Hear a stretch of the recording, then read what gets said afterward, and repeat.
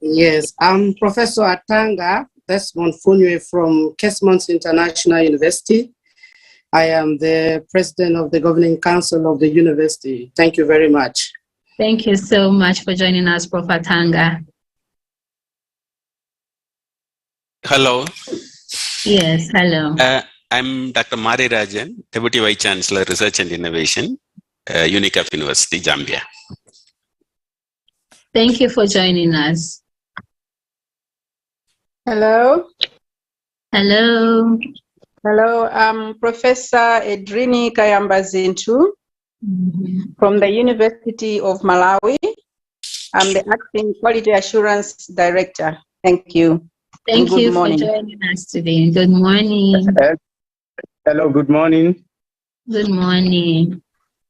I'm Kolawole Adebayo. I'm a professor in the Department of Agricultural Extension and Rural Development at the Federal University of Agriculture, Abeokuta in Nigeria. Thank you so much, Kolawole. Hi, everyone. Good morning. My name is Sarah Kibirige. I'm the Director of Library and Information Services here at SMU. SMU is short for Sefako Makato Health Sciences University. Glad to be part of this team. Thank you. Thank you so much. Hi. Hello. Hello. Hello. Hello, Anna. Hi, how are you? I'm fine, thank you. Okay, I'm Ana Piedade Monteiro from Mozambique at the Center of African Studies. We cannot really see you. I'm saying that I'm Anna from the Edouard Mondlane University. Is it at the Center of African Studies? Okay. Thank you for joining us today. Hello, good morning. Good morning. Yeah, I'm Solomon Iliadewa by name from Thomas Adewumi University here in Nigeria. Good to be on ground here. And thanks for having us. Thank you so much for joining us. Hello. Hello, Moses. Hello. Hello. Hello. Yeah, my name is Severino Machingambi from the University of Mpumalanga, South Africa. I'm a Deputy Director in the Academic Support Services Division. Thank you. Thank you for joining us. Hello. Hello. Yeah. My name is Dr. Obadenuga Olusegun Adeleke from National Open University of Nigeria. Thank you for joining us, Prof.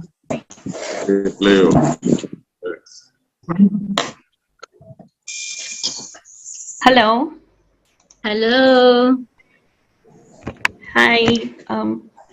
Hello from India. My name is Madhurima Kahali, and I work with the academic publisher Taylor and Francis, and I'll be talking to you in one of the later sessions about open access publishing and how like the researchers can engage in open science. So look forward to speaking and interacting with you. Thank you so much for joining us.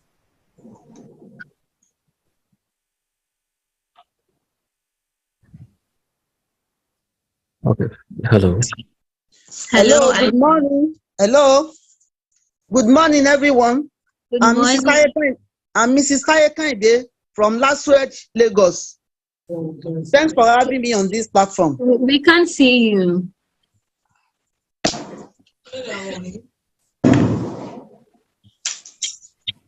Okay. Hello.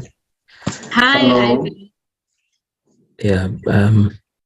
I am Isaac Ompon. I am with the University Mohammed VI Polytechnic here. Okay, I am at the African Business Department, like, you know, the business department. And then I am a researcher here. So thank you very much. Thank you for joining us today. Hello. Hello. Hello. Hello, good morning. I'm Orlando Kilambo, past president of the Association of African Universities. Thank you. Thank you so much for joining us. Prof. Hello, good morning. Hello.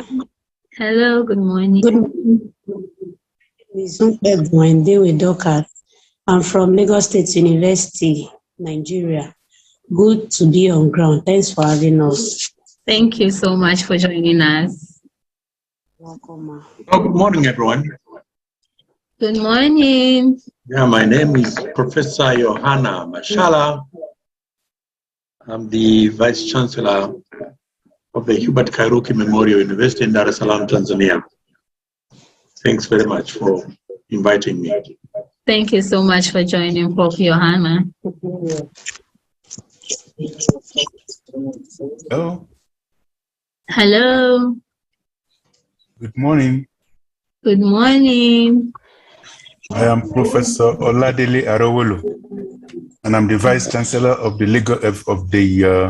International University of Management here in Namibia. Thank you so much for joining us. Hello. Hello. Yeah, my name is Walter Olo. I'm president and founder of Walter Olo Foundation. Thank you so much for joining us. Hello.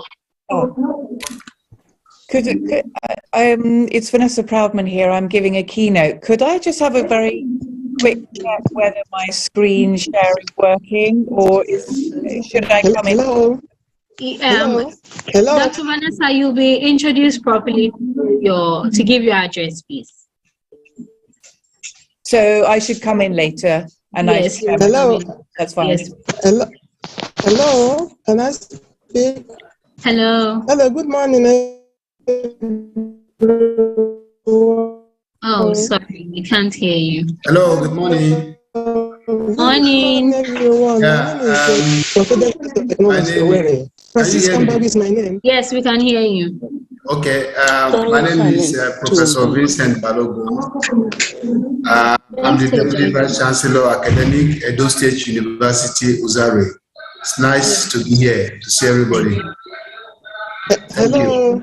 Thank you for joining us. We will be wrapping up the session in a bit. Yes. Hello, can you hear me? Yes, we can hear you. Mrs. Francis Kambagu from Federal University of Technology. I am Dr. Mrs. Francis Kambagu from Federal University of Technology. I'm happy to be among. Thank you so much for joining us.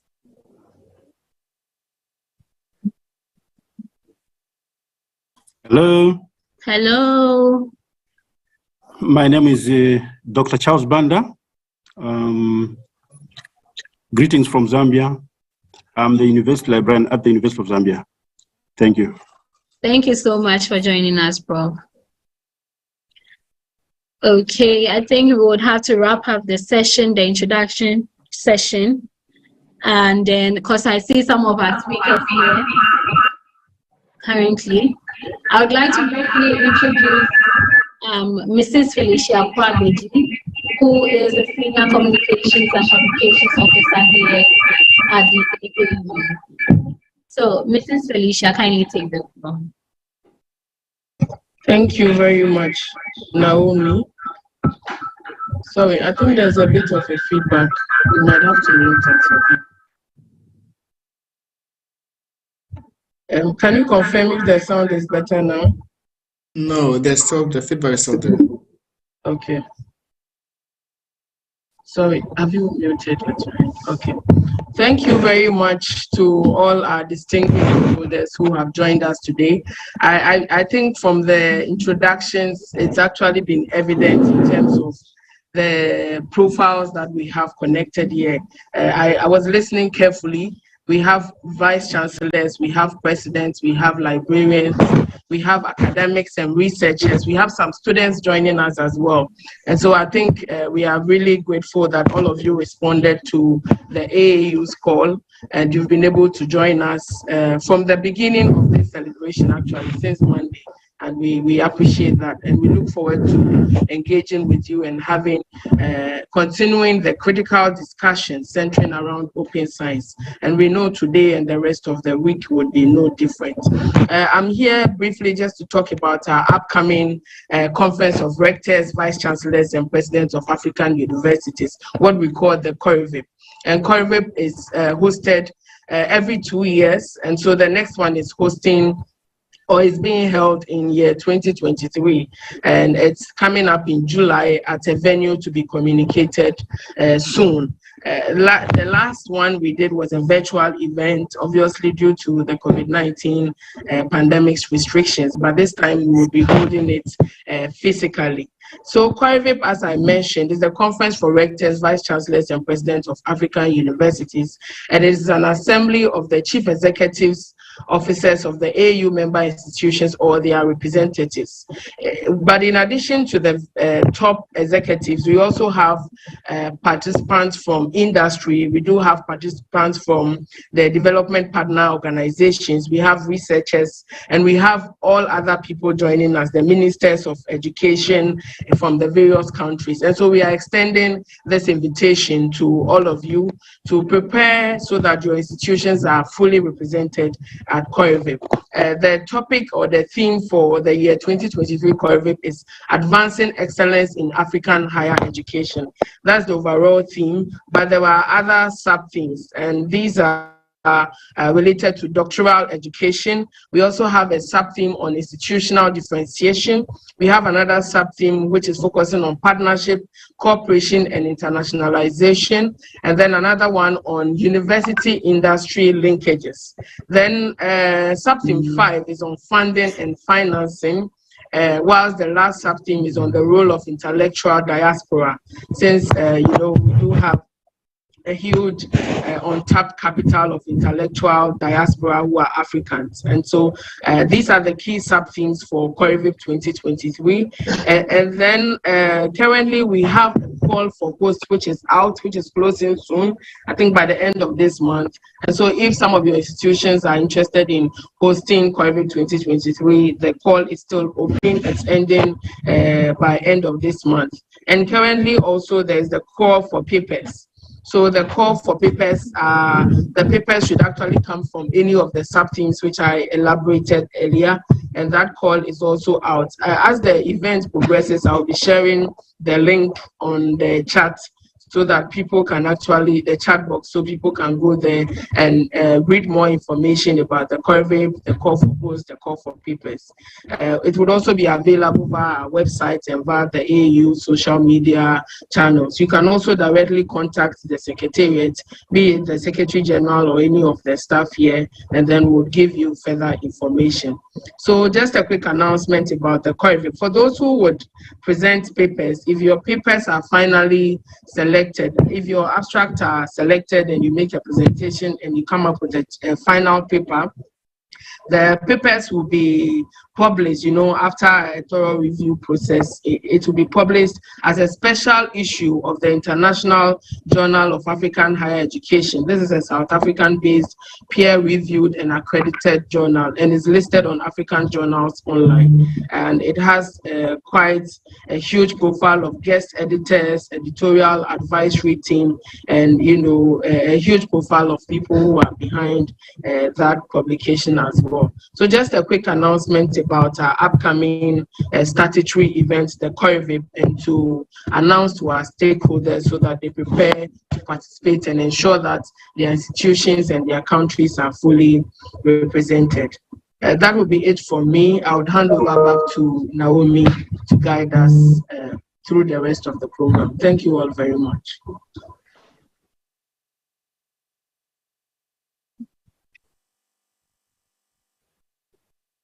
Thank you so much, Felicia, for that information. And so, like she said, COREVIP is just around the corner. We are calling for hosting and for papers. So if you are ready for any of them, if you have response to any of them, you can just send us an email via our official email addresses, and then you'll be attended to. Thank you so much. I would now call on Ms. Comfort Yeboah, who is the Sales and Marketing Officer for the African Jobs Board project at the AAU, to make a presentation, just a brief presentation on what the African Jobs Board is about and what it seeks to do. So Comfort, if you are here, kindly take the floor. Thank you very much, Ms. Naomi. Please permit me briefly to share my screen.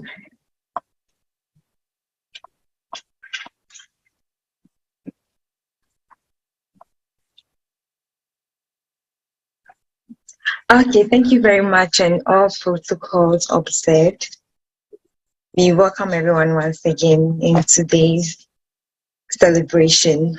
So the African Jobs Board, a brief presentation, as Naomi said, is going to be very brief. So the African Jobs Board was launched in November 2020 and has been the first website for the continent serving job vacancies. So this platform was launched, or it came about mainly because we realized there is a problem that needs to be solved in higher educational institutions. We realize most higher educational institutions do not have avenues or ways of advertising their job vacancies. So the Jobs Board team here in the Association of African University came up with this platform, that is the African Jobs Board platform, where you can advertise your job vacancies for a wider audience. And then the African Jobs Board aims to increase academic mobility by also providing professional service roles within Africa, and then also to support continental recruitment. Now, the project's objective. Firstly, is to retain and cultivate excellence within the African continent, also to gain knowledge about the African academic job market using data and statistics produced. And also another objective is to provide career guidance to help job seekers hone their talent. We are very much particular with this, and so from time to time the team organize webinars, and then very soon in December we are going to organize, December or early next year, we are going to organize our next webinar. Finally, to also share employment opportunities in higher educational institutions across the African continent. Now, our partners, our first and foremost partner is the AAU, Association of African University, and then Warwick Employment Group. They also provide worldwide employment opportunities for students, institutions, and their staff. Finally, we have Education Sub-Saharan Africa, that is ESSA. It's also an independent charity whose purpose is to join up, inform, inspire, and then increase impacts for everyone investing in education in Sub-Sahara. So these are major partners supporting or assisting the project.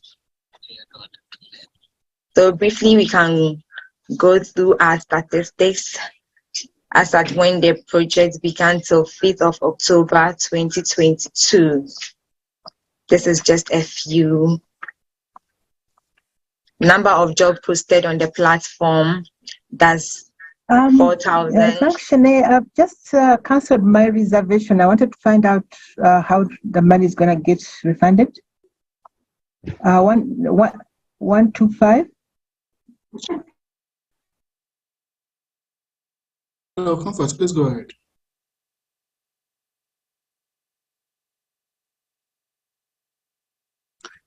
Comfort, you are muted.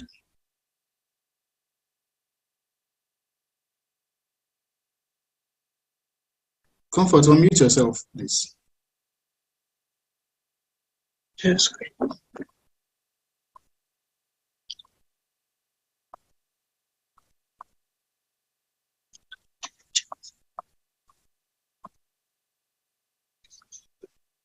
Okay. So sorry about that. Okay, so now the statistics as at when the project started till now, till 5th October 2020, we have number of jobs posted on the platform, 4,116. The number of employers on the platform, 261. Number of social media engagement rates, 96 tweets, 49.6% engagement rates. And we have the users or sites visited by the job seekers, over 30,000 job seekers applying for jobs on our platform since inception. And it goes on. Since it's very brief, I don't want to take much time. So finally, I want to go through the benefits of using the African Jobs Board platform. Number one, it reduces brain drain and then also retain talent in Africa, achieve a connected continent through ease mobility. And we also seek to promote excellence among African higher education institutions and also to support recruitment. Also, recruitment of highly skilled labor force through the visibility of academic and non-academic jobs. On our platform, we feature both academic and non-academic jobs. Once the job is in the higher educational institution, you can reach out to the Jobs Board team and then we will advertise it on our platform. And then finally, affordable advertising on Jobs Board compared to other traditional mediums such as newspapers. Honestly, Jobs Board is very, very affordable. If you reach out to us, you compare, and you also, one advantage you also gain is that your advertisements will definitely cut across the African continent, and this will bring about cross-cultural or multi-talent opportunities in your institution. So thank you very much. You can also visit the platform for yourself and then view how we do our advertisement. So africa.edujobs.com. You can visit it now. And then you can also contact us through africanjobsboard@aau.com. Please, if you have any job vacancies as we speak now, don't hesitate to reach out to us right now. And we are at your service. Thank you very much for your attention. Ms. Naomi, thank you very much. Thank you so much, Ms. Comfort Yeboah, for the presentation on African Jobs Board projects.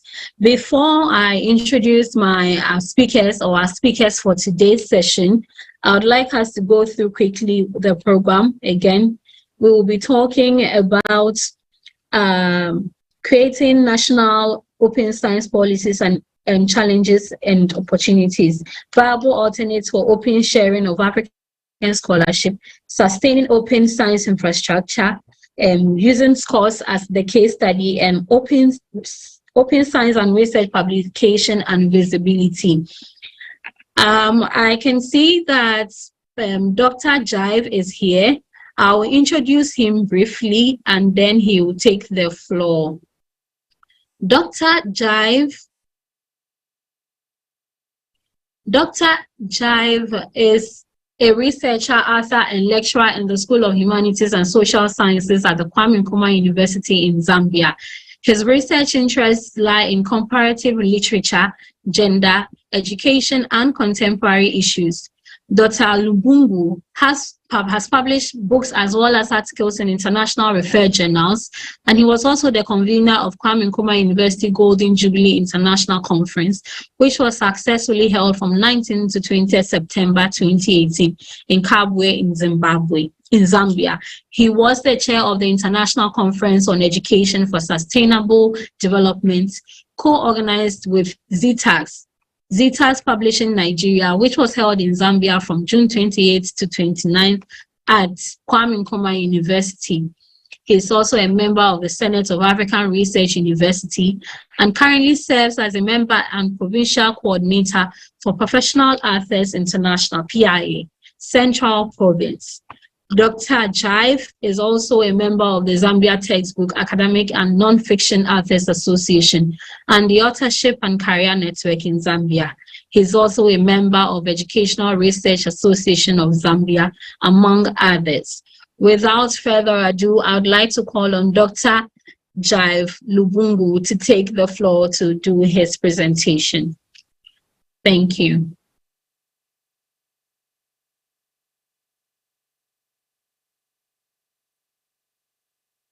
Dr. Ajaib, if you're ready, kindly take the floor.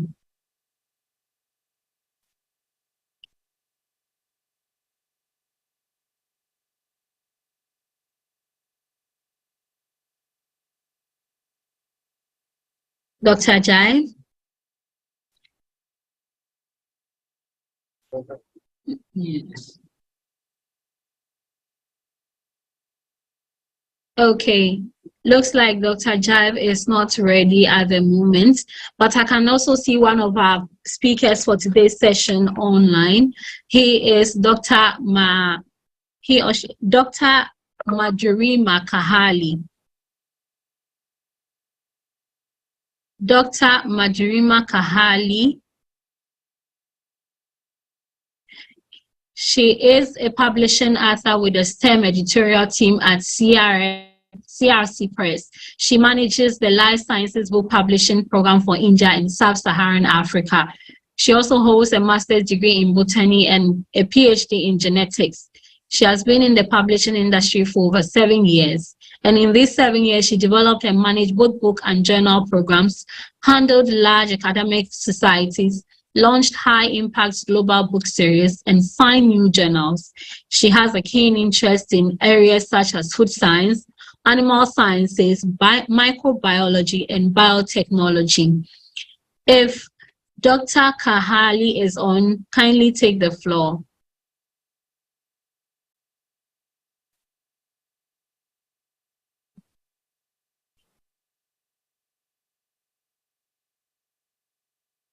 Dr. Kahali.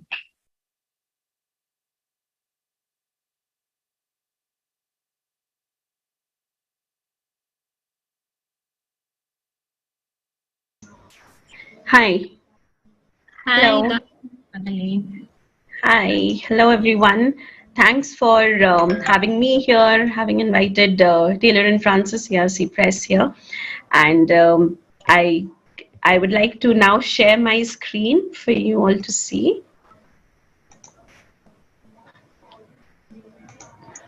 Please let me know once you're able to see my screen. Sure. Yeah. Right. So is it visible? Is the presentation visible to you all?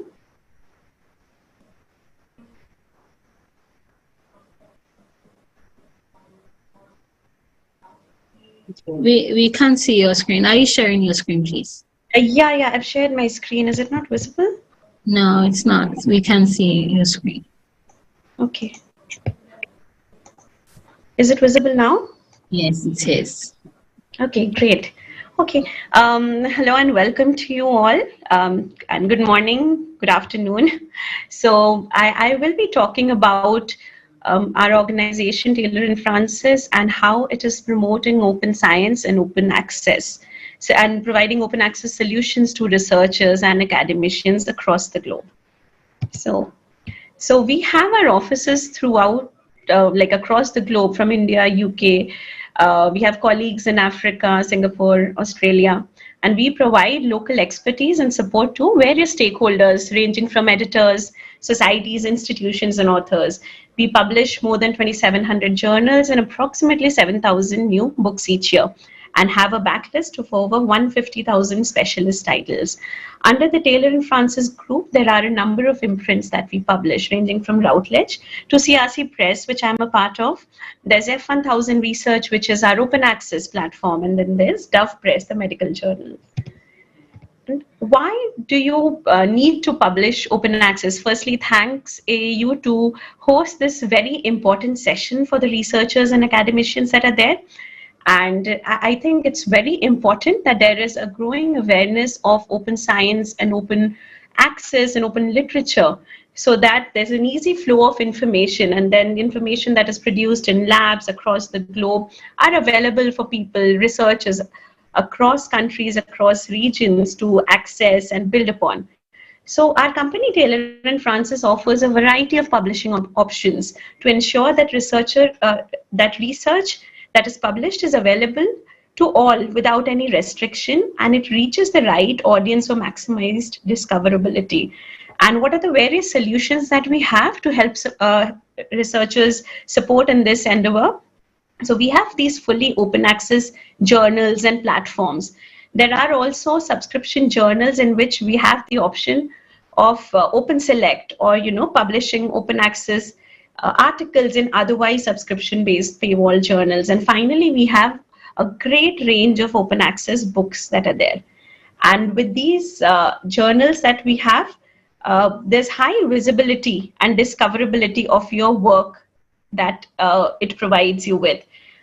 And you should also not think that these open access articles or open access books are not peer reviewed or do not undergo the normal rigor that every article does. So we have a rigorous peer review system for every open access article and even book proposals that are there. And we have rapid online publication, which allows you to share your work quickly. There's a global marketing team and sales team, which ensures that your article reaches the people you want it to. We have expert editorial boards, which properly curates the content and then publishes it for the audience. And with open access publications, the author gets to retain the full copyright of your article. Now I'll quickly talk a bit about the open access scholarly book program that we have. So we publish some great open access books. These are world-class books which are highly cited. In fact, we have a lot of great books from sub-Saharan Africa as well. In fact, you should visit our website, www.crcpress.com, and check out what this amazing range of books are there. These are highly cited. They address the current gaps in literature and are relevant for readers across the globe. We had, and as an example, I'll show you this. So this is a summary of, how can you propose a book? Say, I'm sure in the audience there are a number of people who have published journal articles, maybe book chapters, and there would be some book authors as well, or at least potential prospective book authors. For their benefit, I'll just quickly go through the book proposal, like how you can propose a book and then get it published. So the first step for any potential author is to submit a book proposal to the publisher, which is to us. We do an internal editorial assessment, and this is true for both subscription-based or paywalled content as well as open access book. There's an initial peer review which takes place, and we send out the proposal to experts across the globe to have a look and comment on the proposal. We discuss these reviews with the authors. I'm sorry. We have an internal editorial board meeting with the authors as well as the various stakeholders at the publisher's end to discuss whether the book proposal can then be accepted and published. We sign a contract, and then we wait for you to send us the manuscript. Once the manuscript is there, our production team works on the manuscript, takes it from a manuscript stage to make it into a complete book, which is out there ready to be published. Our sales and marketing teams then give you the book, give the books that you've published the kind of audience and the reach that it really deserves. So with that, I'll give you this link, and I'm very sorry, I have like a terrible throat, so sorry for that. So you can visit our website routledge.com to access some of the free resources about author resources and see how you can navigate this entire process of book proposal submission and writing a book, how you can approach the right people.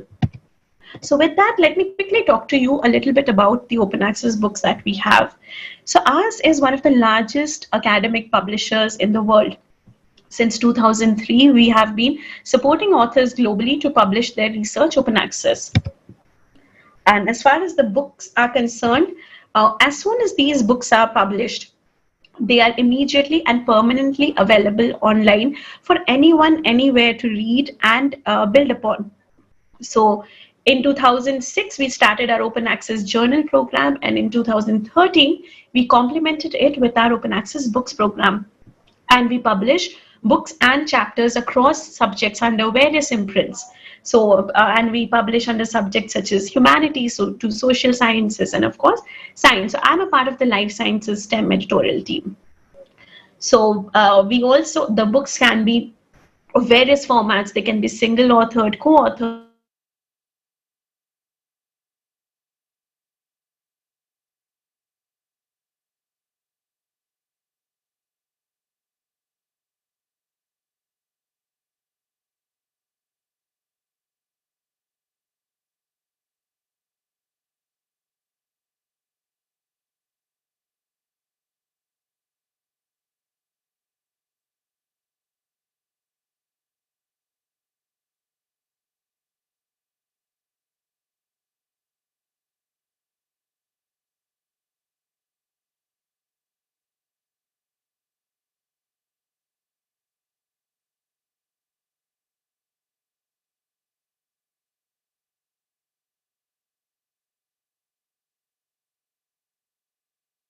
Sorry about that. I think we have lost Dr. Kahali.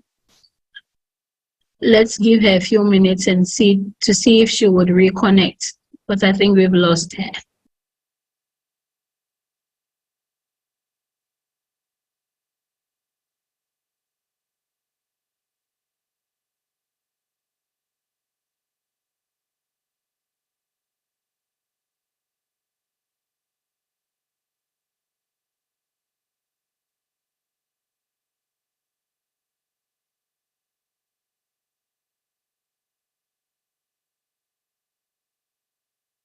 Okay, sorry about that. Maybe we would have to move on to the next presenter or speaker for today's session, and then we'll come back to her when she's able to connect with us.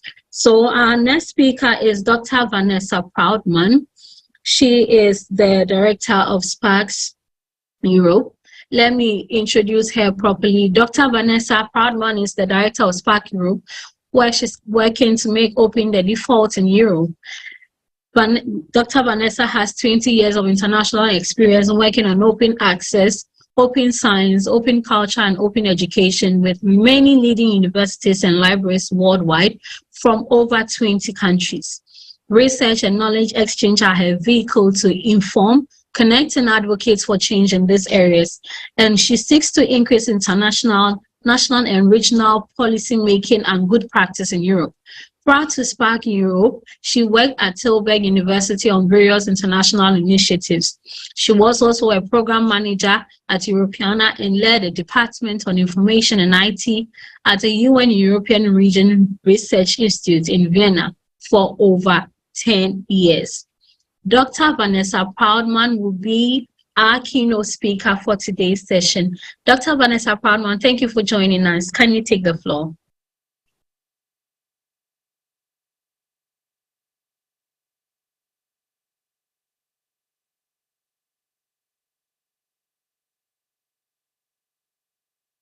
Yes, thank you very much for those very kind, welcoming words. I also have a bad throat, I'm afraid, so excuse any coughing.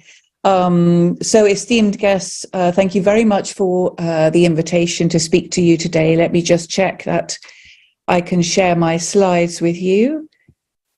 Can I share my screen? Could somebody enable that for me? That would be excellent.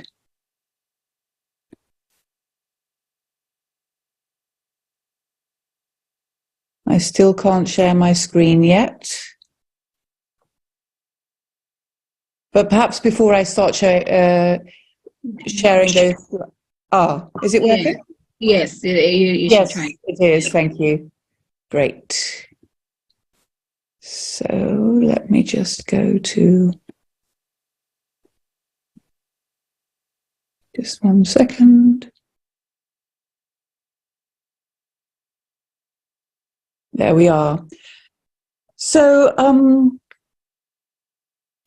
the world really depends on our universities to innovate, research, and answer some of our most pressing problems. And it's our institutions that are really facilitating open, equitable access to that excellent knowledge, and thereby increasing access and the visibility of our institutions. So open science has progressed in leaps and bounds in the last 20 years across the globe. And I would like to focus on particularly the infrastructures or the services that help us implement our open science policies, that ensure open access quality, and that supports institutional publishing. They are so vital to realize open science. I will particularly focus on how can we take on the responsibility to look after our legacy of knowledge, the systems that we have mainly developed, and ensures that it remains open and independent. And I would like to speak to you today, convincing you, I hope, that we can only do this by collective action. So thank you very much. What I'm going to talk about in particular today is about SCOSS. which is the Global Sustainability Coalition for Open Science Services.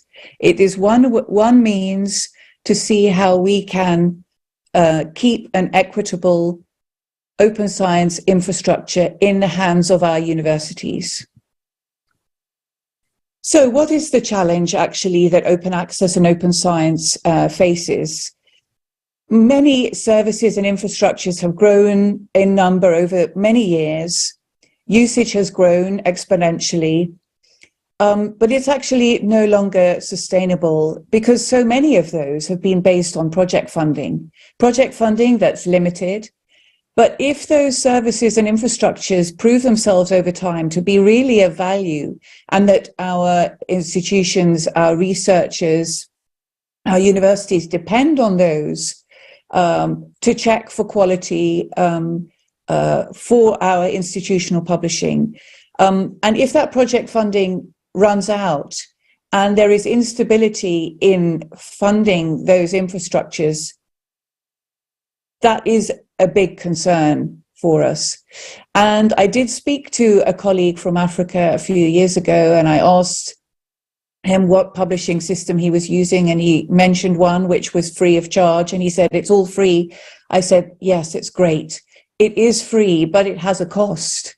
So to ensure that so many of these infrastructures and services stay free to Africa and to the rest of the world, we need to make sure that the people who are working behind the scenes, that their costs are covered, that they can still grow and address the new demands upon them. We also want to have an equitable and inclusive research culture. So it's important that these systems, that many of those, as I say, have been born at our universities, that they stay in our hands. But if our funding is unstable, we may be tempted to sell off to some of the bigger publishers, and then we are locked in, and then we lose control of the things that we have in the first place developed. What we're also seeing that although there is much generosity from the universities, from funders and governments to provide funds for new services and infrastructures, funding for operations has been neglected for a very long time. So as if it's not shiny and new, how do we ensure, again, that some of those really valuable services, that those operations, that their funding can be met? And we can do that collectively. And this is why we set up SCOSS. So the aim of SCOSS is to help sustain the infrastructure to support the implementation of open science. So we officially formed in early 2017, and Spark Europe was behind that. And what we want to do is to provide a new coordinated cost-sharing framework that will ultimately enable the broader open access and open science research community to support non-commercial services on which we depend. So we also did a survey a couple of years ago looking at international, national and regional infrastructures and services in Europe. And unfortunately, many of these, so these were not very small local infrastructures, but larger ones. And we asked them, without grants, how long would you remain viable? So without those temporary grants. So indeed, 45% more than a year, but then 55% less than a year. And that really is a concern. If you look at this slide here, we also asked those infrastructures, which other infrastructures or services do you depend upon, do you work together with? And of course, we see some very well-known names here, Crossref, ORCID, DOAJ, Sherpa Romeo, and others who are known to you. So you see that many of us are dependent on some of these bigger nodes. But just going back to that slide, we know that some of those nodes are unstable without that temporary funding. We need to move to a more stable and secure environment so that these nodes are healthy, because so many of us depend upon them. So if we don't take collective action together to fund, what we'll do is we'll lose free access to the infrastructures that we have developed. We can't comply with policy or reach our OA targets as easily. There's less control over the infrastructure that we help create if they are then bought up by other publishers. We lose touch with our researchers and the open science community. So if it stays in our hands, it also enables us to influence with our community, with good community governance. We can influence the future of that. And it's important that we shape our own open science future by keeping those infrastructures and services close. So what is SCOSS? I'm sure you thought, well, okay, so that's all good and well, but I think we're talking about practice today and not just visions. So that was the vision, but since 2017, we've really been trying to match the funders with the infrastructures that need funding and helping them raise funding. So what we do is we're community-led and governed. I'll tell you who is behind us. From across the globe, it's very important because this is a global issue. We are seen as a consolidated voice. We vet open confidence that we say that these are important more globally for the community. In short, we don't collect funds. So SCOSS does not collect any funds. We just put you in touch with those infrastructures and those funds go to them. So we alert the funding needs of infrastructures to the community. We also provide more transparency on their costs because we ask them to provide extensive information in their applications. This increases efficiency for you because you don't have to do that legwork, that evaluation. And we also really strongly encourage good governance amongst all of the infrastructures that we promote, so that our research community can feed in, our library communities, our universities can feed in also formally in the management of those infrastructures, excuse me. So who are we? The African Association, so the Association of African Universities has been with us from very early on. We have a board and we have members from these organizations who represent many regions of the world. Spark Europe takes the lead and has the legal responsibility for SCOSS, but we also have the European Libraries Group, LIBA, we have the Council of Australian University Librarians, the Canadian Association of Research Libraries, the American one, we have IFL, who of course you know very well, and then we have a couple of, we have Latindex from Latin America, who have very good connections across the continent there. And then we have a couple of other organizations. We have the Ministry for Research and Innovation in France that has a very big fund, and they're very generous. And we have the Qatar National Library. So we have experts on board who do the vetting. We have members on our board. This is what SCOSS governance looks like. Members of those organizations you just saw sit on the board and make strategic decisions also on what we recommend year on year. The advisory group are particularly information specialists and experts who understand what is needed by the community. And we also have the executive group, which looks after these infrastructures, who helps raise funds and is the outward face to the community. Geographic diversity is absolutely essential, as you see with the makeup of our members. And they're mainly coming from universities and libraries, and as I say, with a sound understanding of open science needs. So what we've done so far is we have encouraged over 300 institutions, so universities worldwide, to contribute small amounts, often only, I say only, $1,000 per year per institution.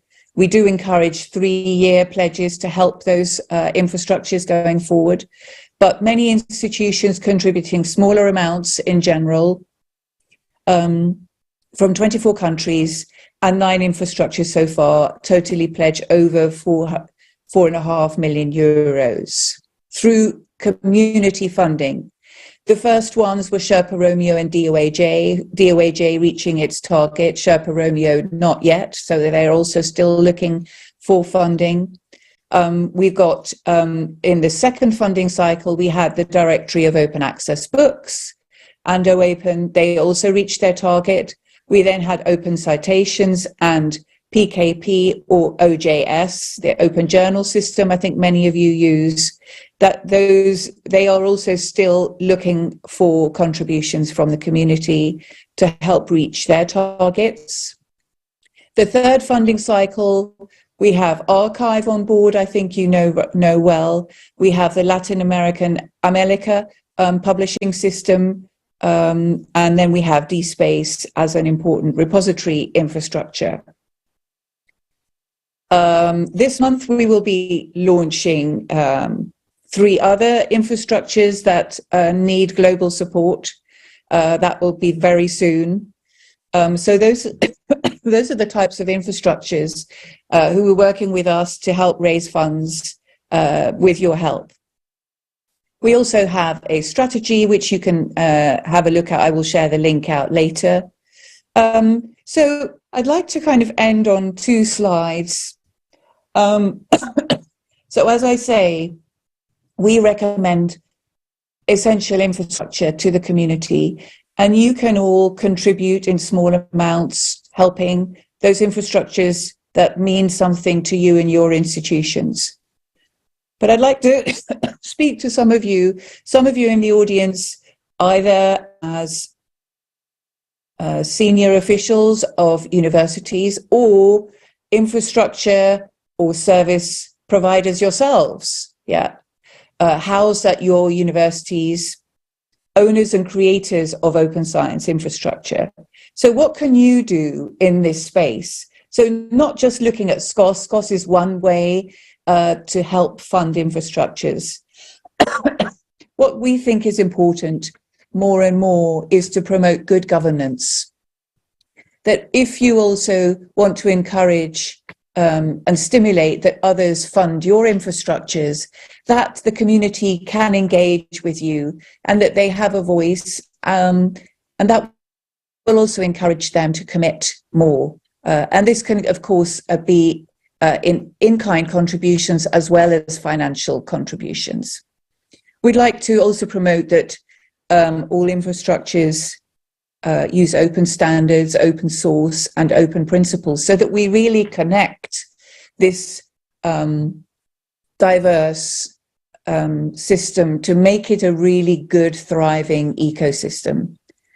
What's important is that we share both good and less good practices as well with other infrastructures on good governance, on being open, and on financial sustainability. How are we doing it?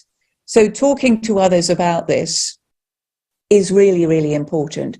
How do we organize ourselves? What are the challenges with good governance or being open? Are we as open as we'd like to be? What are the inhibiting factors? Excuse me. And then it's important, I think, also to stimulate joining networks of other infrastructures and services, and also perhaps to start other communities of practice within the African region, but also across other continents. what's important if you're leading an infrastructure or service is to also raise awareness of your need to fund operations, if there is a need, of course, to gently explain that for you to be a strong and sustainable solution going forward, that attention needs to be given to how to fund some of those operations going forward. And then, of course, you can also apply to SCOSS. So we have calls every year, and we do stimulate infrastructures and services to apply. They shouldn't be projects. They should have proven their worth over time, at least 2 years old. So if you would like the community to help you raise funds for your infrastructures, then we encourage you to apply to SCOSS as well. And then lastly, for university leaders, what you can do to help sustain your infrastructures and those that your researchers depend upon. I think we really need to work individually within our institutions, but also collectively across institutions and discuss this topic together to see what is possible. And I know that resources are very limited and are even more limited today than they were in 2017. That you promote good governance also by serving on some of these boards of some of the infrastructures, for you to also to be able to understand what some of those challenges of being open are, and to encourage your colleagues to do the same. You can support and promote open science, open standards, and open source in your strategies, in your university strategies. I know many of you have open access as a priority, but this is important still to continue that going forward. And I'd like you to stimulate and fund capacity building. I talked about that it's important for the infrastructures to share, but if you as university managers give the time and respect for sharing knowledge and building capacity in these areas, our ecosystem will really grow and thrive and strengthen through that. And what you can also do is consider how you might sponsor or provide grants or in-kind contributions to help sustain infrastructures that you care about, either your own within your institution or those that you or your infrastructures utilize. So I think with that, I'm going to end my keynote. Here are some links to SCOSS. And I'd like to thank you very much again for inviting me to your important event today. Thank you. Thank you so much, Dr. Vanessa Proudman, for your presentation on, of course, on sustaining open science infrastructure.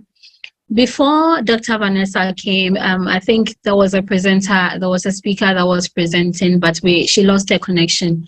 And so we would call her to do her presentation. But before she comes back, I would just like to let everyone know that there will be a Q&A session after all of the presentations from our speakers. And so if you have any questions, you can note them down or keep them in the comments or the chat box, so that after the presentations, we take those questions for our speakers to answer.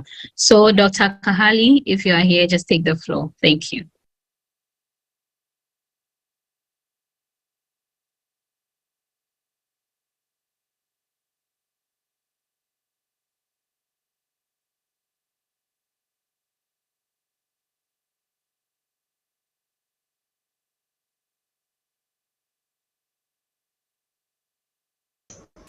Hi, thank you so much, and sorry for the inconvenience before. I was logged out because of some network issue. So I will start my presentation where I left, and I think as far as I am aware, I stopped at giving out some author resources. So let me just share my screen again with you.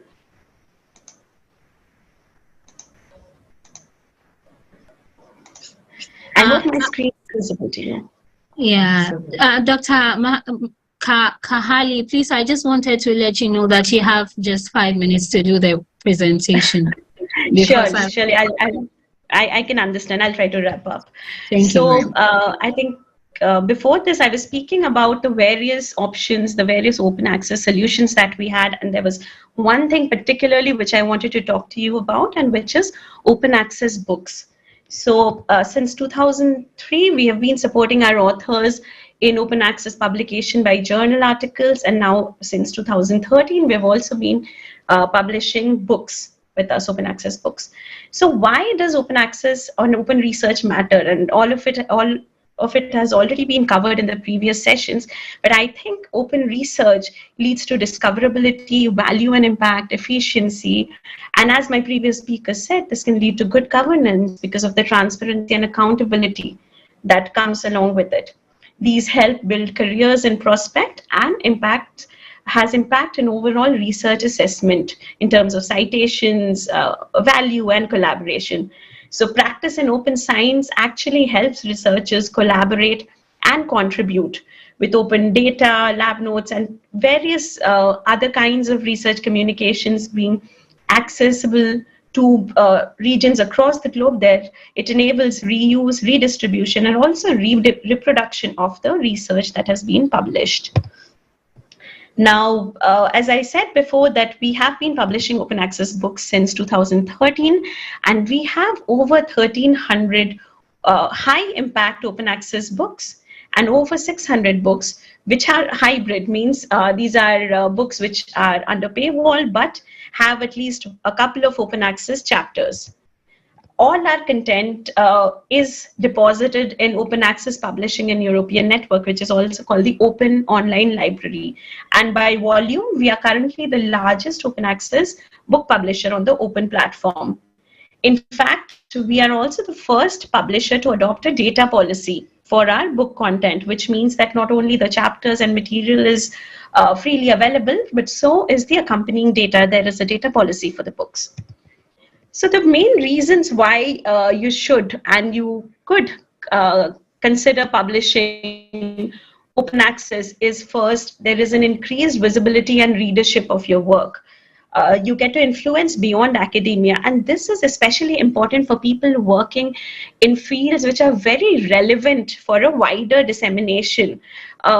Areas such as climate change, environmental sciences, public health.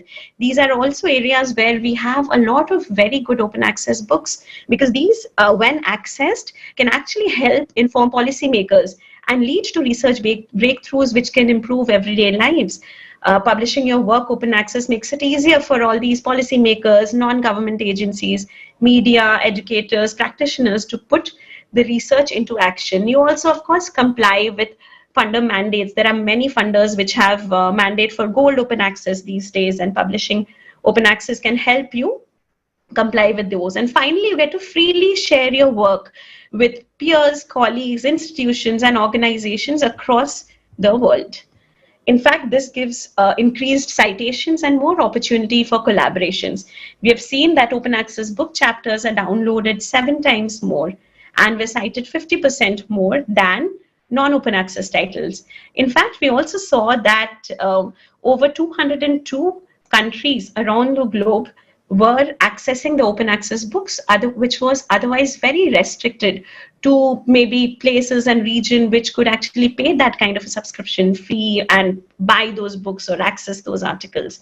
So open access actually promotes dissemination and reach of your book to middle and lower income countries, meaning unrestricted access to knowledge.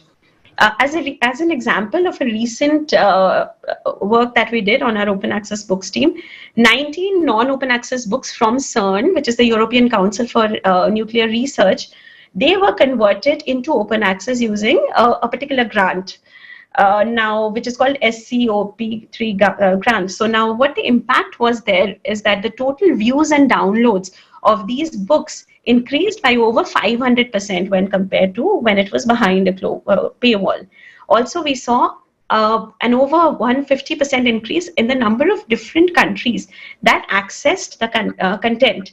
So now there is a wide reach of the content, and especially in places like, say, India or Sub-Saharan Africa, it is very important that research in fields like food security, agriculture, environmental sciences, which need constant update and which needs a lot of policymaker decisions and a lot of new researchers to be working and building upon. If it is available openly for others to read, it's always a great thing to be used. Hello, Dr. Kahali. Yeah. Please wrap up the session, please. Sure. I'll do that. So give me just like a minute or a minute and a half now. So there are two different kinds of routes that we have. One is Gold Open Access and another is Green Open Access, which Gold Open Access makes your work immediately, the version of record, the final typeset version immediately available for dissemination, where the Green Open Access applies to an earlier version or an accepted manuscript and has to follow a certain embargo period. We have three kinds of open access publishing options as far as books are concerned.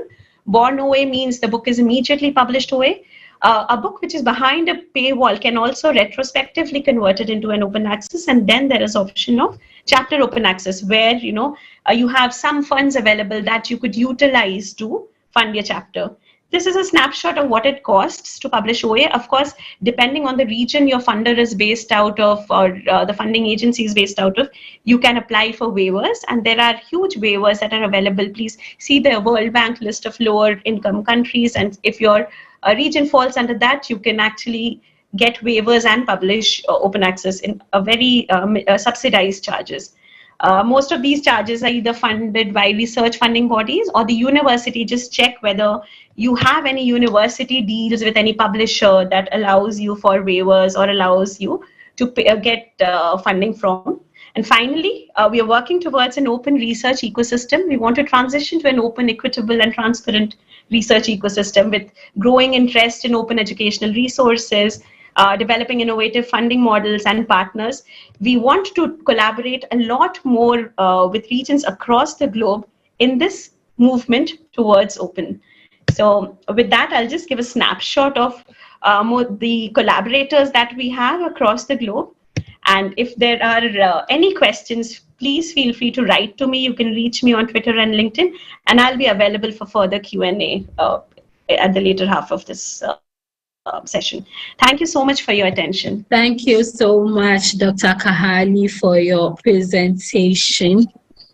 We'll now quickly move on to call Madam Joy Owango.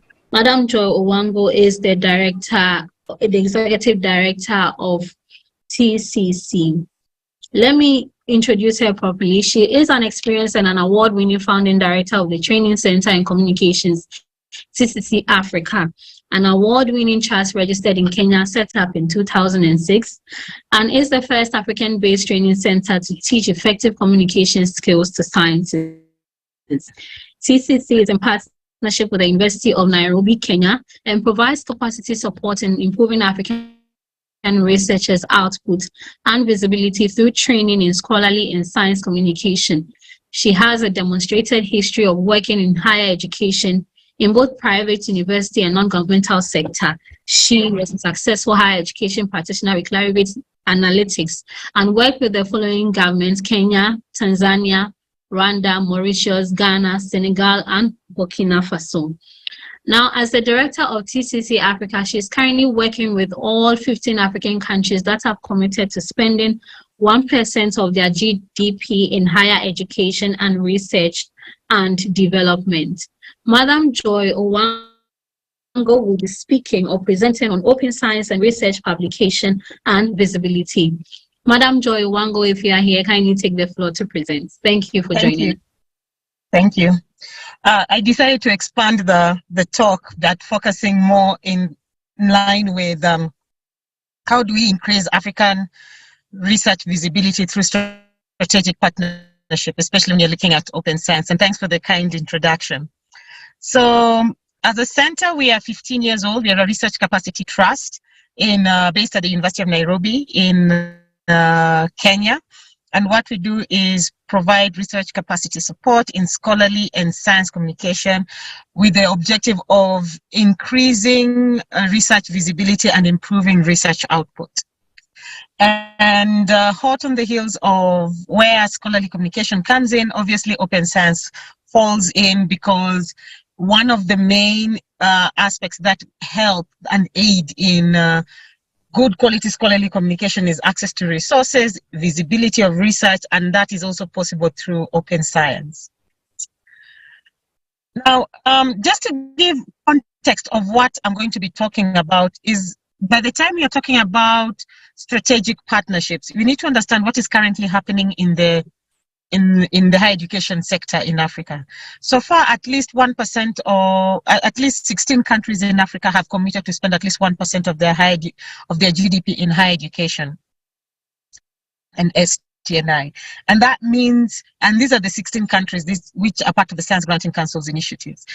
And this means that we are in a situation where the higher education sector in Africa is becoming extremely demanding on the kind of output that is going to come out of the continent, bearing in mind that they are actively contributing to, they're actively now contributing to supporting ST&I and higher education.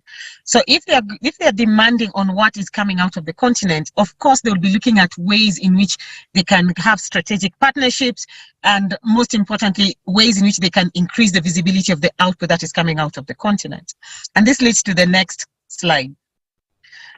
Now, the last 10 years, African researchers, and I'm talking about 54 countries, have produced over 1.6 million records.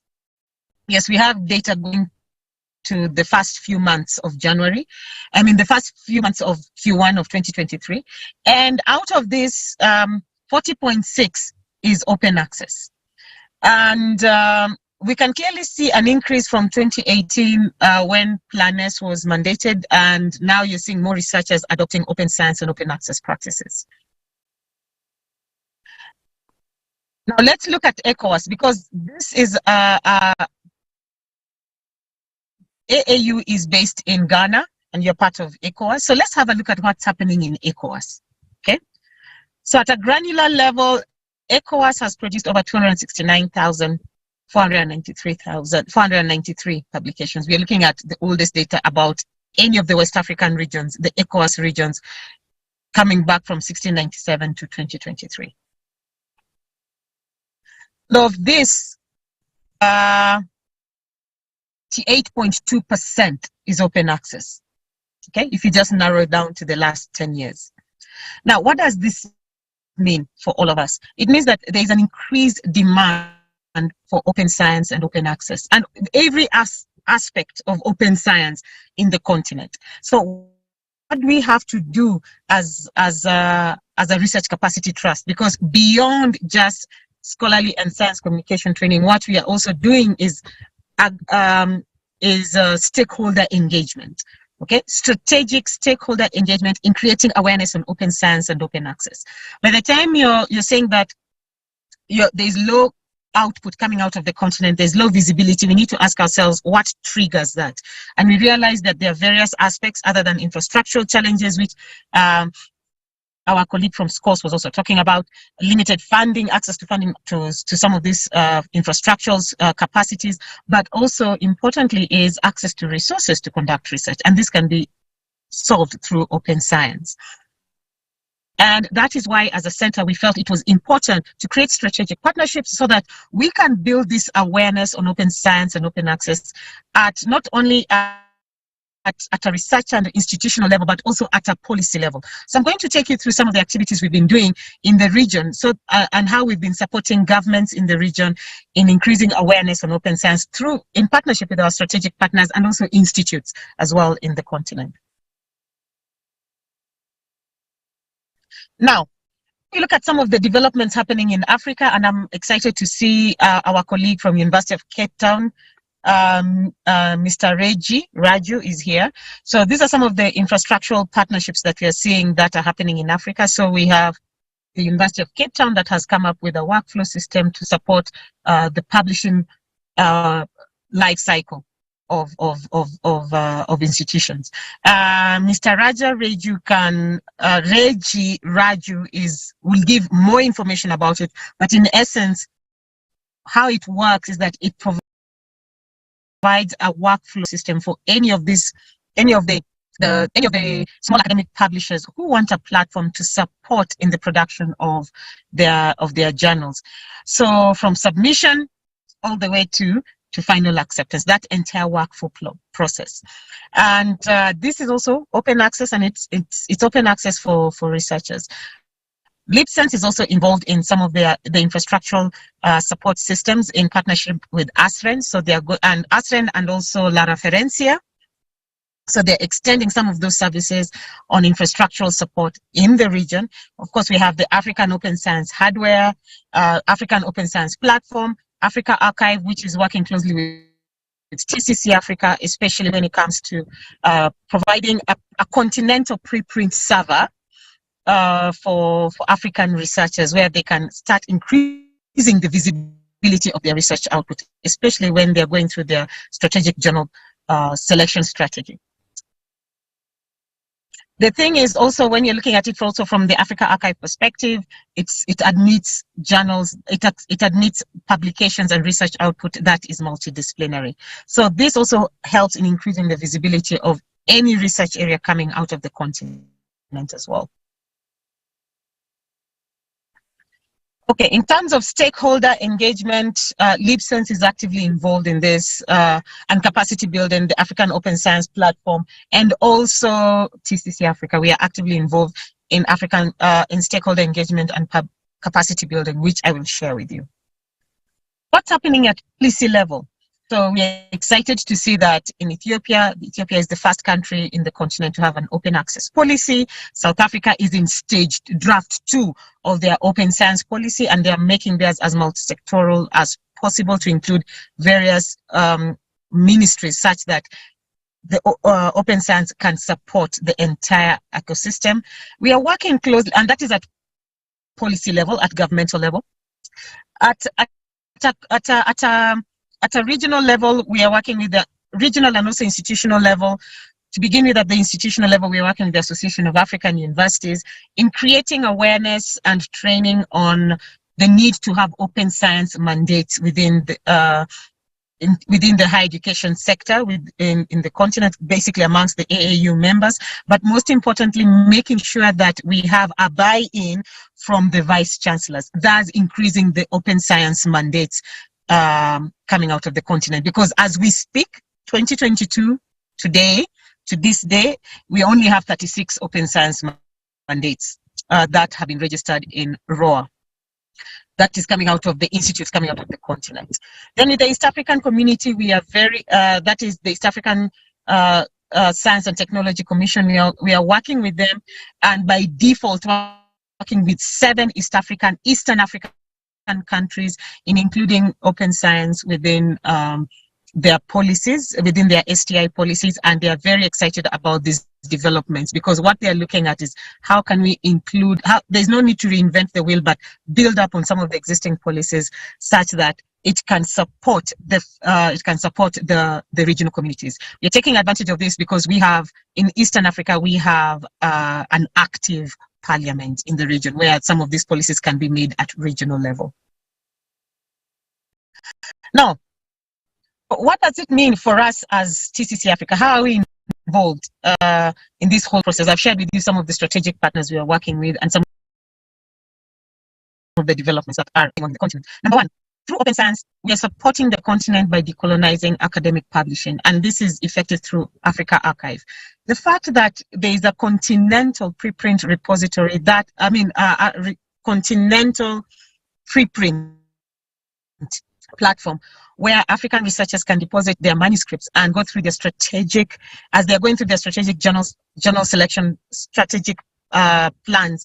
It means that, number one, we are able to help researchers mitigate predatory publishing. How do we mitigate predatory publishing? One of the challenges of predatory publishing is that researchers want to publish quickly. But if you have, and they want their work seen quickly, but if you have your manuscript already in a platform that is already collecting citations and downloads is going through open peer review, and at the same time it is also assigned a digital object identifiers. You find that researchers end up making smarter decisions when it comes to their journal selection strategy.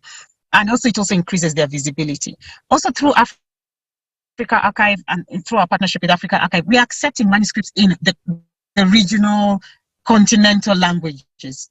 Okay, so all the integration languages of the continent. So that's debunking the issue that English is the language of science. So we're accepting in publications from all the regional continental languages. That's also increasing the visibility of the output coming out of the continent, particularly in languages that are not in English. And then in partnership with Dimensions, what we've done, especially when it comes to maximizing research excellence, is that we started strategically working with library consortia, and so far we've successfully working with library consortia in Africa, various library consortia in Africa, and today we have successfully provided. Dimensions is an open access research discovery solution, which comes completely with patent data. It's a citation database, patent data, journal titles, publications, granting information, policy documents, and all this comes in free of charge. And we've successfully launched this in 13 countries in partnership with 13 library consortia, and in some countries, ministries of education, and in others also science granting councils. So we make sure that when we are working with our partners, we have a global North partners and also global South partners to offer strategic access to open science resources, which will increase the visibility of African researchers. And the most recent launch that we did was yesterday in Tanzania with the Consortium of Tanzania Library Universities. Now, in order to increase higher education leadership excellence, as I'd explained earlier, we are working closely with the AAU in order to create awareness and understanding on open science. Let's be very honest about this. Open science, as much as we are having this discussion, is being cautiously being adopted by university leadership because of the limited understanding and on what pertains open science, and the limited lens that we've been speaking to them so far has not been from the Vice Chancellor's lens, but mostly from the libraries and the researchers' lens. So what we are doing right now with AAU is having these regional workshops. We've already done one in East Africa and most recently in North Africa, in Egypt, whereby we bring in the Vice Chancellors and we make them understand how open science can support them in aiding competitiveness of the university and also increasing their visibility. And we go a step further and we make it granular and also present to the senates within the universities. So the next senate meeting we've been invited to is by the Botswana International University of Science and Technology to present to the leadership on how open science can actually support the university so that they are able to create open science mandates, and we have more open science mandates in the region.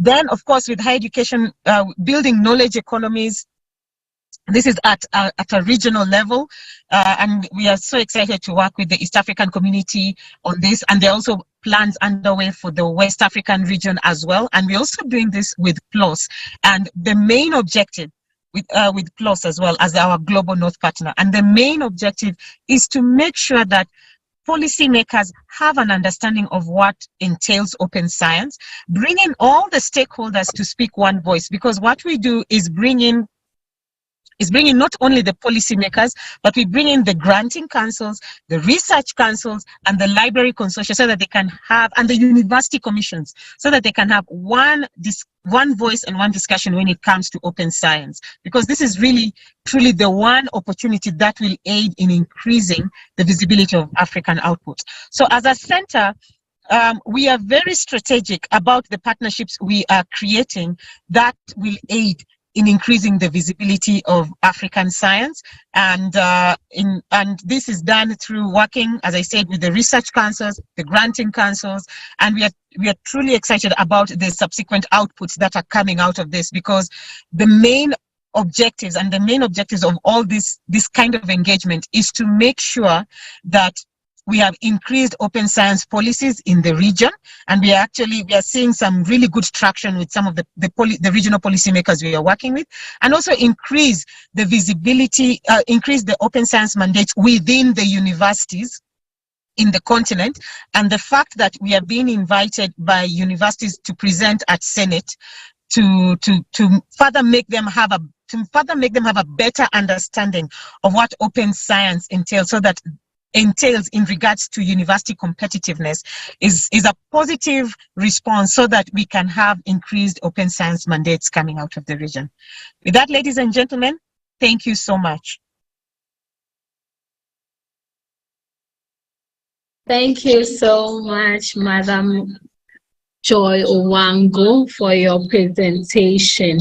Like I said earlier, we'll be taking questions after the session, after all the presentations. So kindly put down or note down your questions in the chat box, or you can write them somewhere and we'll get back to you. The next presenter or speaker for today's session is Dr. Reggie Raju of University of Cape Town, South Africa.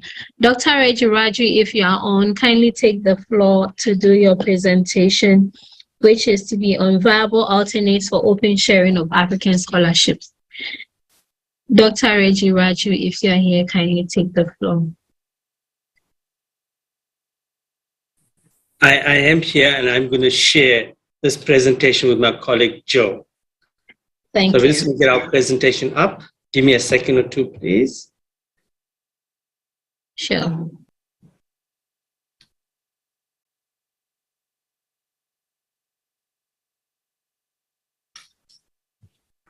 Yeah. I'm hoping that you can see the presentation. Yes, we can. Thank you. Yeah. Thank you very much, Chair.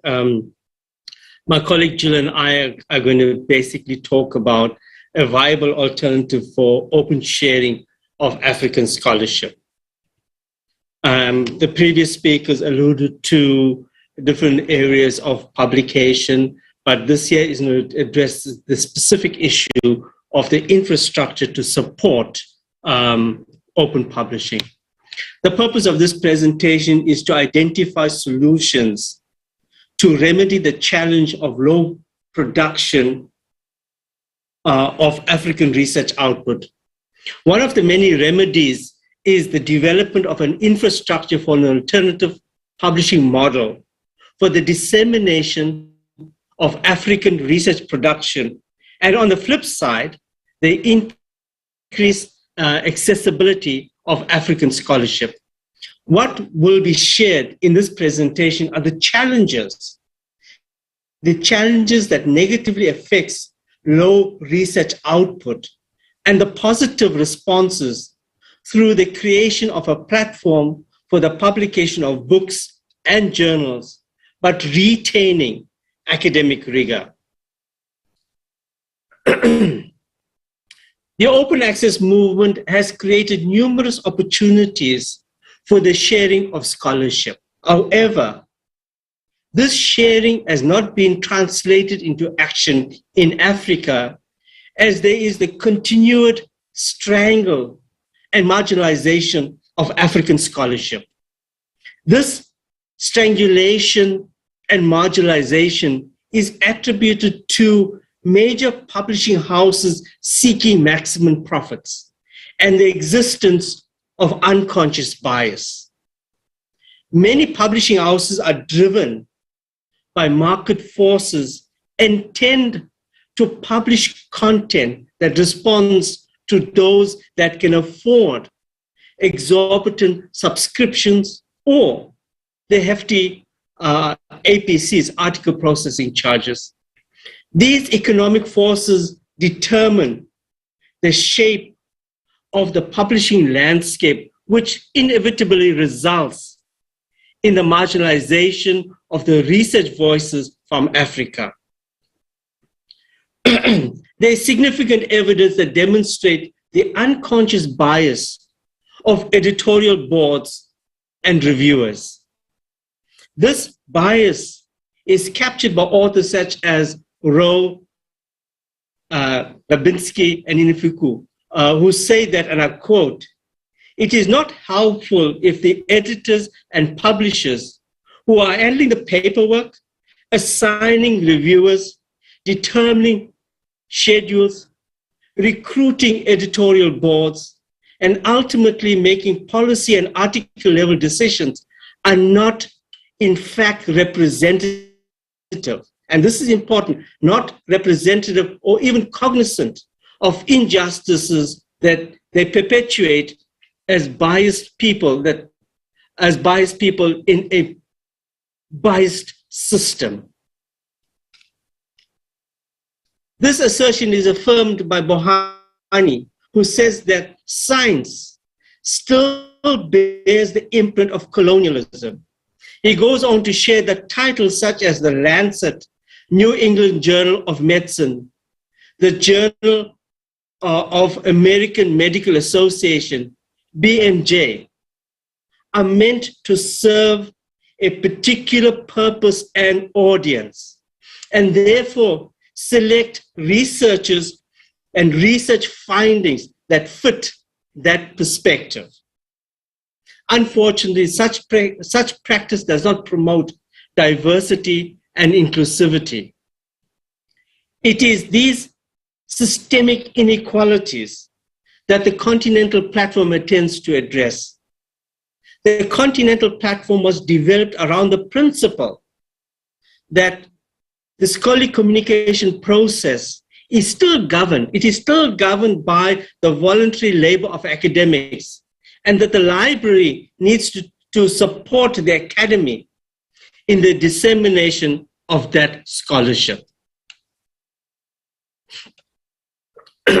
The conceptualization and development of the platform is located within a very progressive University of Cape Town open access policy.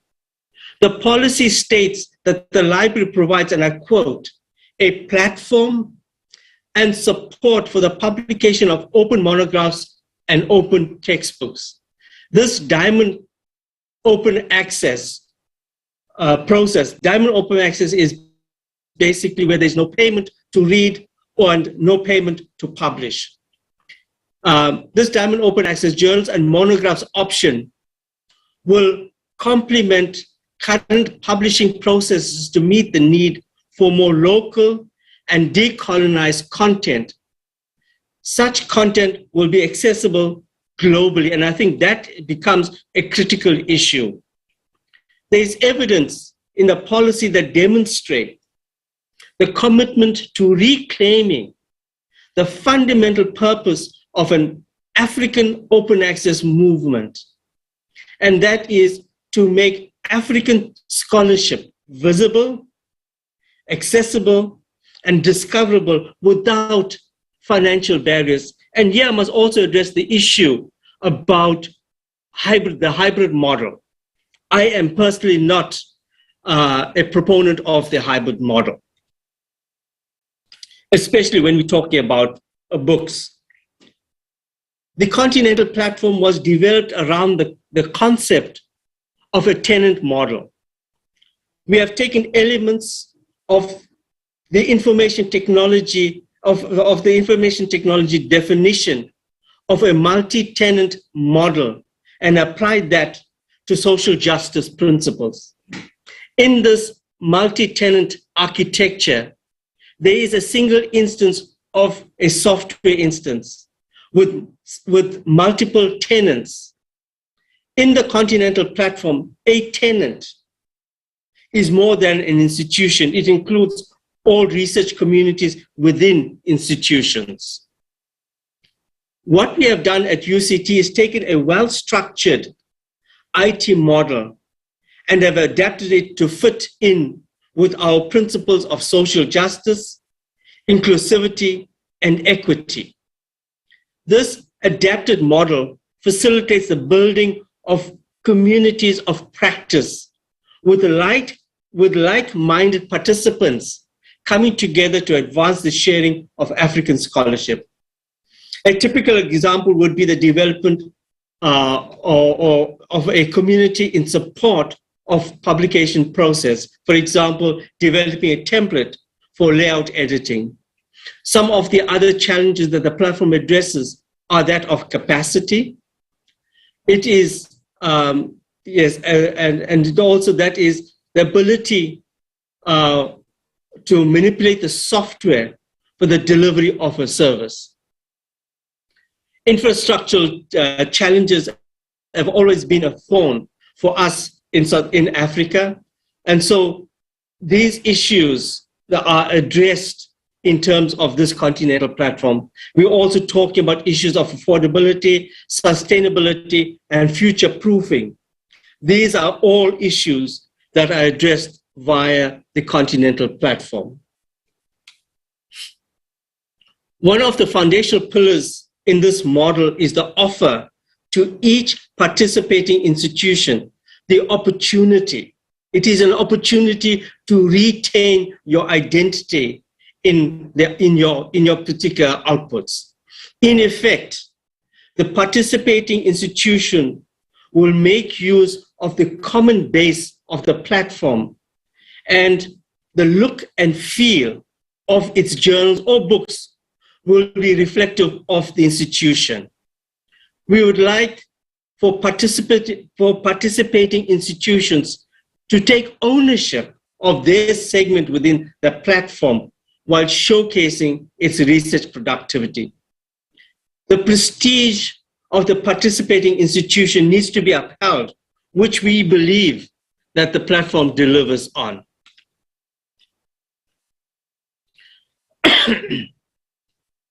Leveraging a progressive institutional open access policy, UCT Libraries began its publishing service in December of 2016.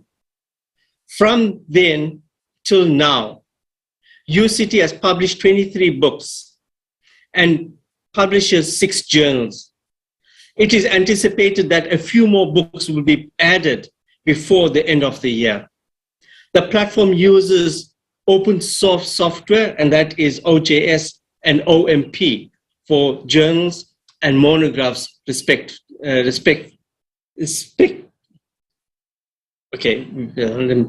The success of the publishing program at UCT had given the library colleagues at UCT the confidence to expand its local platform to allow any African university or research institution to publish a book or journal. The growth of the platform was progressive, with one South African university, and that is the Durban University of Technology, adopting the platform. The second phase in the development of the platform was to bring on board an institution from another country. The staff at the University of Namibia were trained to use the platform and are currently publishing 5 journals on the platform. Subsequent to the University of Namibia adopting the continental platform, 3 universities from Zimbabwe have adopted the platform. A university from Cameroon has also adopted the platform, and for the first time, we are now publishing in a language different to English, and that is French. Currently, there are also discussions with an academic from Nigeria who wants to use the platform to publish a journal from Nigeria. In going forward, we have to develop relationships with different entities. The library has developed relationships with organizations such as the Library Publishing Coalition, which is based in the USA. We've developed relationships with PKP, which Vanessa spoke about. We are working with the Open Book Collective, and we're working with the Directory of Open Access Journals. These are issues that colleagues have already mentioned. I'm now going to hand over to my colleague Jill, who will take us through the books that we have published. I'm very quickly going to demonstrate with 3 books the impact of publishing on the continental platform. The first book is The Constitutional Law for Students. This book is written by students for students in support of a complex subject in the law degree in South Africa. It must be noted that a large cohort of students are second language or even later English speakers who have challenges navigating the dense legal content. To address this challenge, the book has an audio format which allows students to listen to the book before reading it. The added feature of the book makes the book far more inclusive as it caters for learning styles. Embedded in the book are many workbooks to allow students to prepare for the constitutional law examination. Given that smartphones are made more readily available than computers, content can be viewed in HTML or EPUB format, providing wider accessibility, which will be demonstrated in the graphic in the next slide. To repeat, this is a book written for a South African audience. The book has 144,000 downloads. As can be seen from the graph, there is a steep rise in the downloads just before the examination period. One can safely infer that students are using the book in preparation for the examinations. Although the book is intended for a South African readership, 31% of the downloads come from outside Africa. Although the downloads are not substantial for the rest of the world, only 10% of African countries are using the book. It is safe to say that the book is being downloaded by more than 100 countries outside of Africa. Please, you have 5 more minutes. Thank you. The second book is another book for targeted South African market. This book is downloaded in more than 140 countries, and the graph illustrates the increasing rise in the downloads that this book has solicited. The third book, and I'd like to pause here, is an indigenous language book. Dikeledi Hadi Wele Fatse is a book written in Sesotho. So for the first time, South African school learners can be reading a book that is written by an African for the purpose of supporting literature studies in schools. Previously, Sesotho students needed to read English language books and convert the discussion in Sesotho. The amazing thing is that this is an indigenous language book that is being downloaded across the world. Most notably is the access of the book from the global north countries. The number of downloads are not phenomenal, but the fact is that all 3 books, if we look at the distribution, is being accessed by global north countries. And this was never expected when initially we started book publishing. The significant point is that when published open, it becomes accessible to all. The Association of African Universities has endorsed the platform, and in September 2021, the AAU co-hosted a webinar with UCT to consolidate the endorsement of the platform. The AAU recognized that one of the major challenges is that of skills shortage on the continent, and hence have plans to roll out a constructed train-the-trainer program. And this program will entail face-to-face training in 4 regions across the continent, namely North Africa, East Africa, Central Africa, and Sub-Saharan Africa, with Nigeria being treated as an independent region given the number of academic institutions within that country. UCT is very cognizant of South Africa carrying the Big Brother tag. To ensure that there's no misconception on the purpose of the platform, UCT is working with the AAU to engage with UbuntuNet Alliance to host the platform. Moving the platform to a neutral institution is deemed important to promote greater adoption across the continent. And I thank you. Thank you so much, Dr. Reggie Raju and Joe Klassen, for your presentation. We'll take our final presentation and, of course, get the Q&A session started. and then we'll wrap up the session. I would like to call on Dr. Jive Lubungu, who is a researcher and actor at the Kwame Nkrumah University in Zambia, to have or do his presentation on preparedness for open science through research data management using Kwame Nkrumah University as a case study. If you are here, Dr. Jive Lubungu, kindly take the floor to present.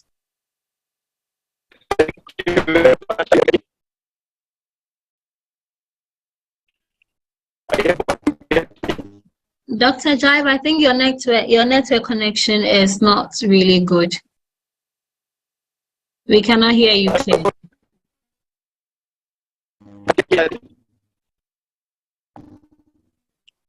We cannot hear you, Dr. Jive.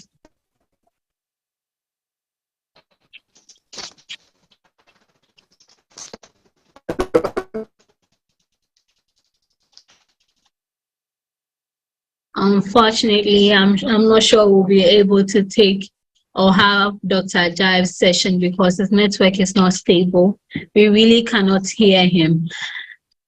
Okay, while we wait for him to position himself well for a clearer or a better network, I would like to call on Mrs. Felicia Kwagbeji, who is a Senior Communications and Publications Officer here at the AAU, to take us through the Q&A session. She'll be our moderator for the Q&A session. So kindly send in your questions, or you can quickly raise your hand for you to be called, and then you can share your questions. Thank you.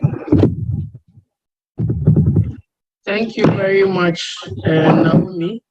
And I think we'll all agree with me, it's been a very insightful session with lots of content being shared by our presenters. It has gotten to the time where we are now engaging all of you so that you can pose your questions directly to the presenters as follow-up, seeking clarification and trying to get further information on some specific aspects that might have come up as part of their presentation. And also, if you have further contribution to any of the issues that have been discussed so far, it's also the time for you to submit your contribution. I'm trying to quickly check if there are some comments that have been posted, but whilst I do that, people can raise their hands and then they would be allowed to unmute. So there's one from Dr. Kahali. Okay, she's one of the presenters. She says the concept of hybrid for books can be viewed as a marketing tool. When you read one chapter, you then have to buy the book to get the rest. Of just a minute. To get the rest of the content. So I think she's responding to a notice that was posted by someone earlier. But before we do that, I think I see a hand that has been raised up. Please go ahead and unmute yourself. We've given permission for people to unmute themselves, and then you can make your submission.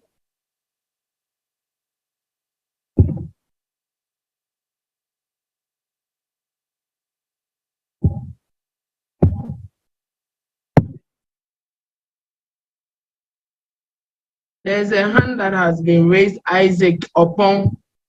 Dr. Isaac Opon, please go ahead and unmute yourself, and then you can make your submission. Is there a challenge with unmuting? Okay, yourself? I think it's working now. Okay, yes, it's fine. Okay, thank you very much. I'm Isaac Opon from Morocco. I'm in the Mohammed VI Polytechnic University. You see, open science, yeah, fine. We all like it, and then we all love it. It is good. But, okay. Quickly, let me just respond to, is it Dr. Reggie Raju? Like he mentioned some journals and other stuff. You see, each university, they all have some journals that, like some, like a specific journals. Okay, we like this, we use ABDCs, universities, journals. And then those ones that he mentioned, I cannot see any of them there.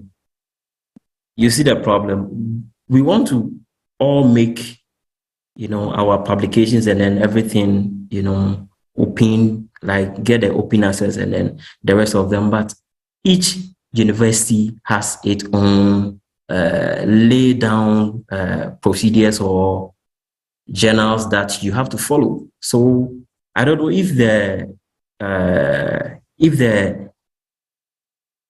you people have some, some things that you would have to communicate with the universities in Africa so that we all can follow, it will be very good for us, because personally, I want my things to be shared openly and then other stuff, but it's not possible because of the standards that the universities are having.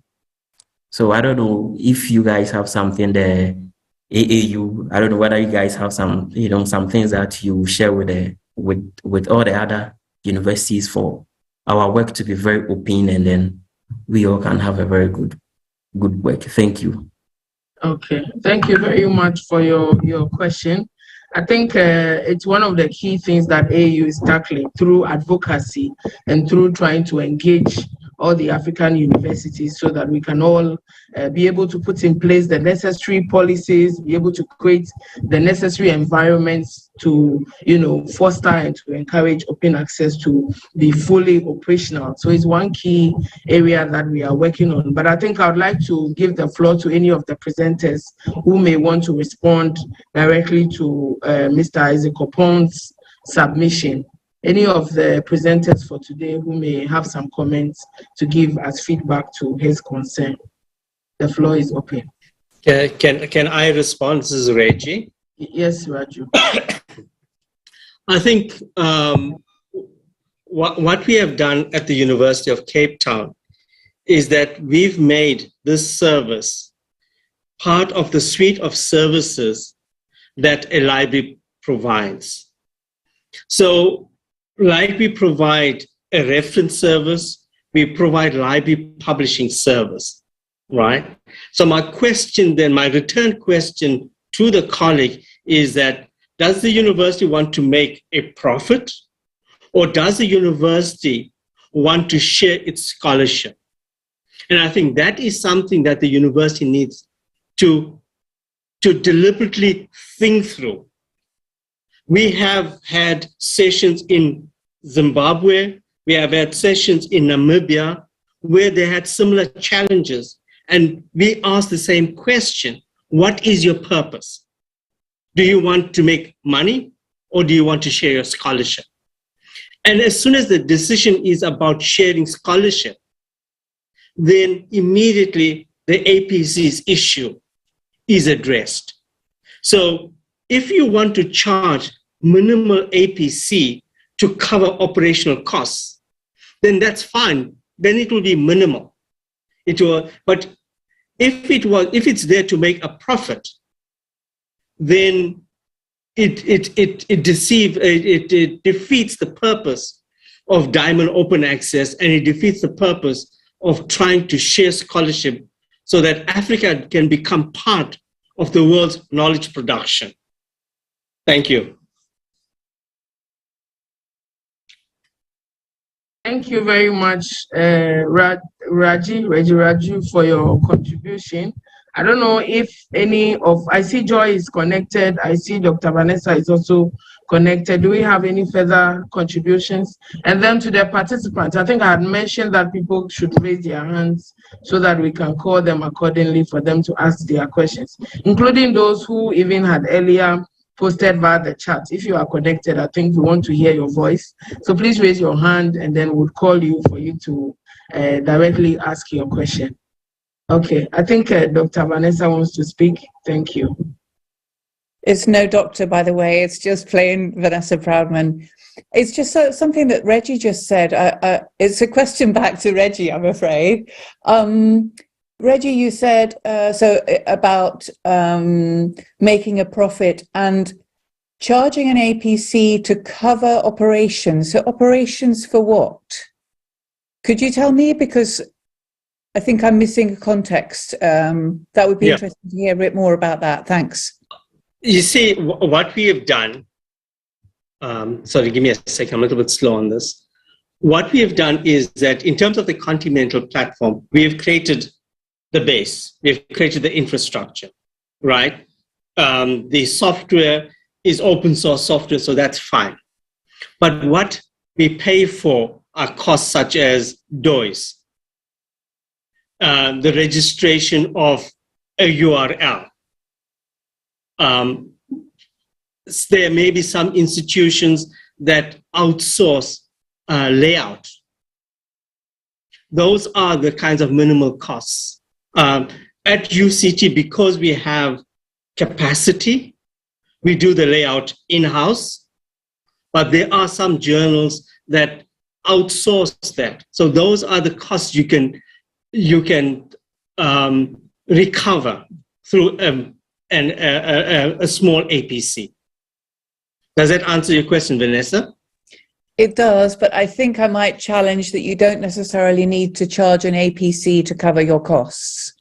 That's one way forward. So collaborating with others, and I'm involved in a new project called the Diamas project, and I think you may have heard about the Open Access Diamond Action Plan. So we want to build capacity by working together and sharing services to keep those costs down so that you don't have to charge APCs. And I think it is a myth that some feel that they have to charge an APC to cover costs. You don't. So you can use your networks, you can use capacity. As you say, it depends on where you are, Reggie, which organization you are and what capacities you have in-house, and also what commitments your university management make to supporting that journal or those journals with in-kind contributions or other. Thank you. So sorry, Chair, just 1 second, just to add to Vanessa's. All of the institutions that participate, that have adopted the platform, none of them charge an APC. We have developed capacity in terms of layout. We've also developed capacity that can get the job done. Thank you, Chair. Thank you very much, for your contributions.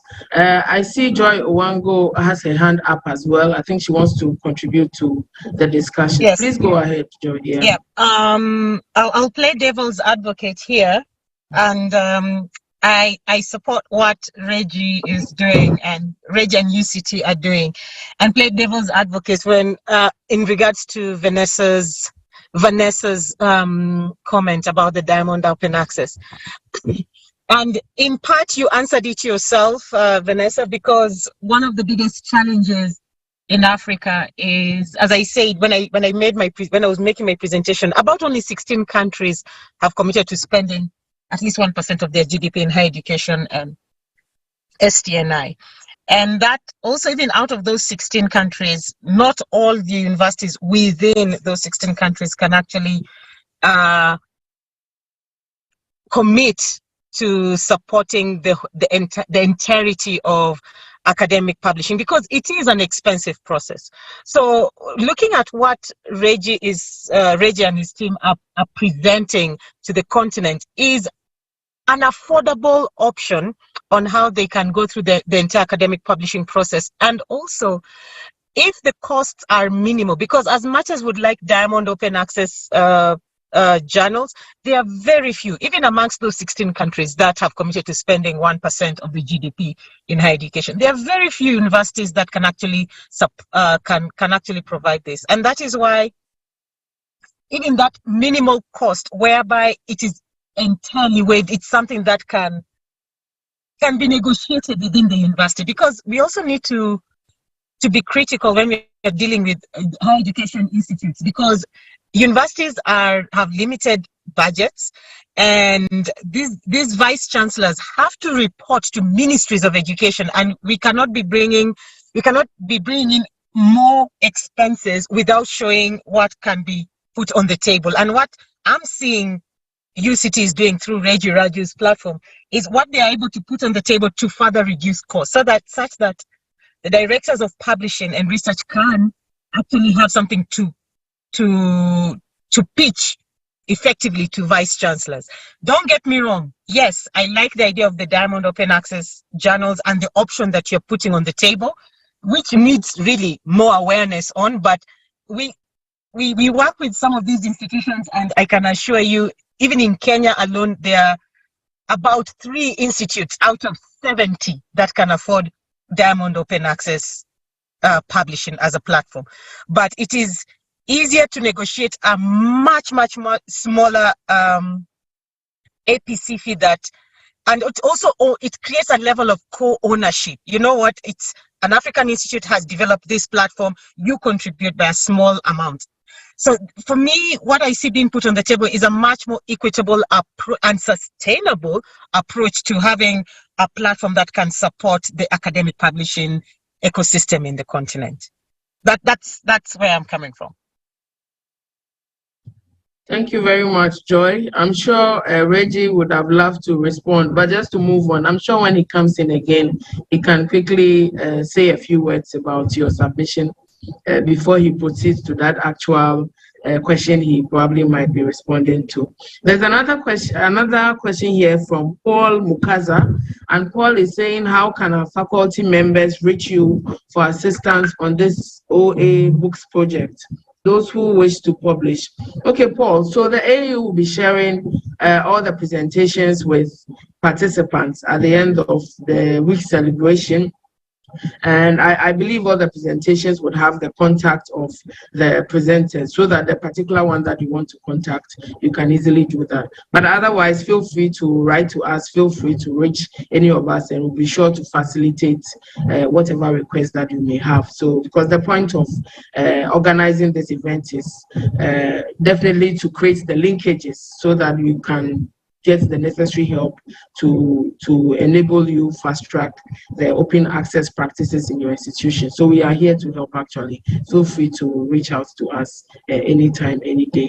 I see Vanessa's hand is up again, but before she comes in, let's allow Abdullahi Maikudi Nuhu to ask his questions. Please go ahead, unmute yourself, and then you can make your submission.